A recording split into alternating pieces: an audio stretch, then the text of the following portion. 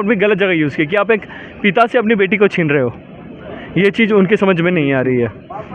देख सकते हैं कि कौन कहता है कि बाप के पास दिल नहीं होता। तड़प देखिए इनकी आप, ये सिर्फ इनकी नहीं है, कितने ही लोग ऐसे हैं जो अपने बच्चों से मिलने को तड़प रहे हैं। कहा जाता है कि पुरुष को अपने डीएनए से बहुत प्यार होता है, उस डीएनए के लिए वो सर काट भी देता है और सर कटवा भी लेता है वो। लेकिन क्या हमारी जुडिशरी हाल कर रखा है ये।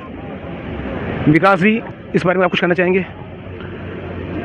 सर, मेरे केस में पूरे इंडिया के सभी लोगों ने ये देखा है। सुसाइडल जो वीडियो बना है उसमें उसने बताया है कि कैसे एक बच्चे को एज अ टूल की तरह यूज़ किया जाता है, कैसे एक बच्चे को अपने बाप से मिलने नहीं दिया जाता है और जुडिशरी इसमें हेल्प करती है। मेरे भाई के केस में अगर आप सुनोगे तो मेरे भाई ने कितनी बार जज से जाके बोला कि उसे विजिटिंग राइट दिया जाए, उसके बावजूद भी उसने इग्नोर कर दी उसके जज ने इस चीज़ को विजिटेशन राइट देने से। सेकेंडली, वीडियो कॉल जब भी करता था कि अपने बेटे से उसको दिखाया जाए, वो साफ साफ उस चैट पे लिखती थी कि मैं नहीं बात करवाऊंगी, और बात करवाऊंगी भी तो 30 लाख रुपए लूँगी एक बार वीडियो कॉल पे बात कराने का। 30 लाख रुपए, 30।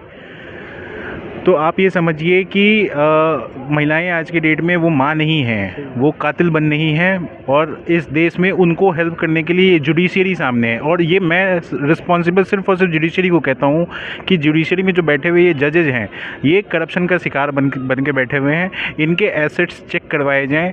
जो हमारे देश में जो न्याय बनाने वाले लोग हैं, उस देश के जो न्याय बनाने वाले लोग हैं, उनको मैं ये आग्रह करना चाहता हूँ आपके माध्यम से कि इन जजेस के जो एसेट्स हैं वो क्यों नहीं डिक्लेयर करते हैं। ये लोग क्यों अपना एक पूरा नेक्सस बना के बैठे हुए हैं कि सब एक दूसरे को हेल्प करेगा।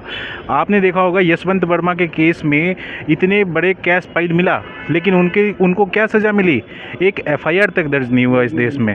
आप ये देखे होंगे कि उनका ट्रांसफ़र दिल्ली हाई कोर्ट से उठा के इलाहाबाद हाई कोर्ट कर दिया गया। तो आप ये समझ सकते हैं कि हमारे देश में जजेस का क्या हिसाब किताब है।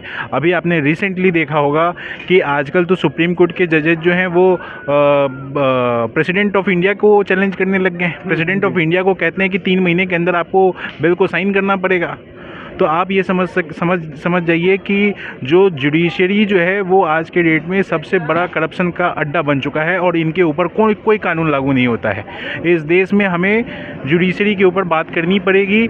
जो लॉ मिनिस्ट्री है, जो लॉ के पर्सन्स हैं, जो पार्लियामेंट में बैठे हुए हैं, उनको आगे आके इस पे बात करनी पड़ेगी। नहीं तो ये जुडिशरी टेररिज्म बन जाएगा। जुडिशियल टेररिज्म का वर्ड जो है वो देना पड़ गया है अब आज के सिनेरियो में, और इसके ऊपर जो है वो बात करने से सभी कतराते हैं कि उनके ऊपर कंटेम्प्ट ऑफ कोर्ट